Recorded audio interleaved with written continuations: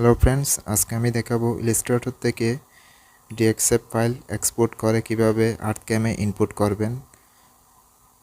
তো এখন আমি ইলাস্ট্রেটর ওপেন করলাম। ওপেন করার পর আমি একটা ভেক্টর আমি ড্র করে রেখেছি আগে থেকেই। সো এখন ফাইলে যাব। ফাইলে গিয়ে আমি এক্সপোর্টে যাব। এক্সপোর্টে গিয়ে এক্সপোর্ট এক্স। এখন এখানে নিচে অনেকগুলো ফরম্যাট দেখা যাচ্ছে, ফাইল ফরম্যাট। আমি DXFটা সিলেক্ট করব। সিলেক্ট করার পর আমি ডেস্কটপে সেভ করব, সেভ, তারপর ওকে। এখন আমি দেখব এটাই হচ্ছে DXF ফাইল ফরম্যাট। সো এখন আমি আর্টক্যাম ওপেন করব। ওপেন করে নিউ মডেলে গিয়ে আমি ডাইমেনশন নিব, দেন ওকেতে ক্লিক করব।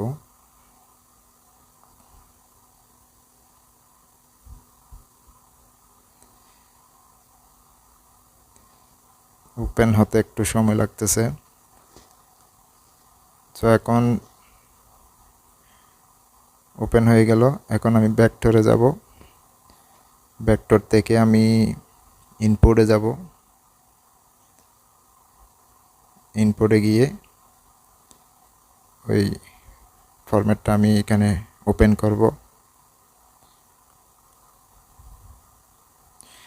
এখানে আছে, ইঞ্চি আছে। আপনারা চাইলে ইঞ্চিতেও কাজ করতে পারেন, আমি এ কাজ করব। সো এখন ইনপুট হয়ে গেল। আমি ভেক্টরটা একটু বড় করব। আমি এখন আপনাদেরকে ফুলপথ করে দেখাবো।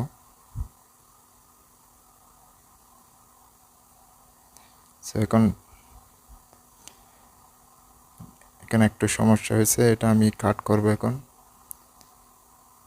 সো এখন আমি সিলেক্ট করে ডাইরেক্ট তুলপথে চলে যাব। আমি করব বিট।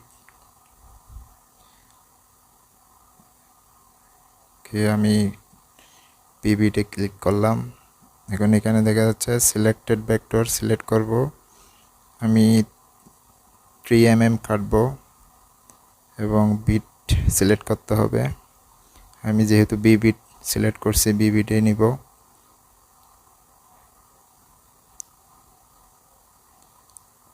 এখানে চাইলে আপনারা অনেক কিছু পরিবর্তন করতে পারবেন, আমি করব না।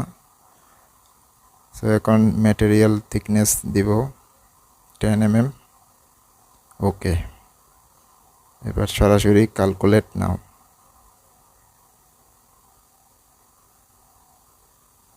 আমি এখন সিমুলেশন দেখব।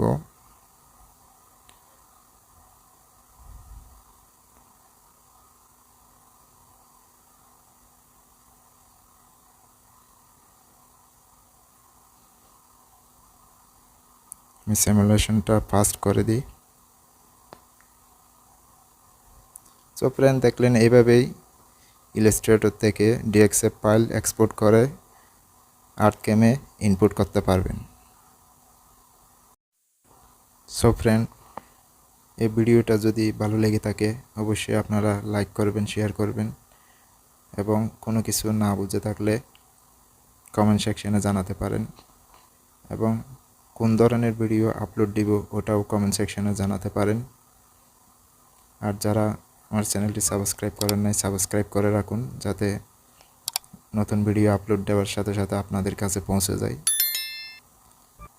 সো ফ্রেন্ড, সিমুলেশন দেখলেন, এখন কমপ্লিট হয়ে গেছে।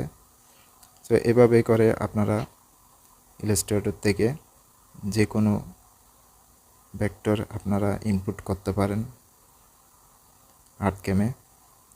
সো ফ্রেন্ড, ভালো থাকবেন, সুস্থ থাকবেন। আল্লাহ হাফেজ।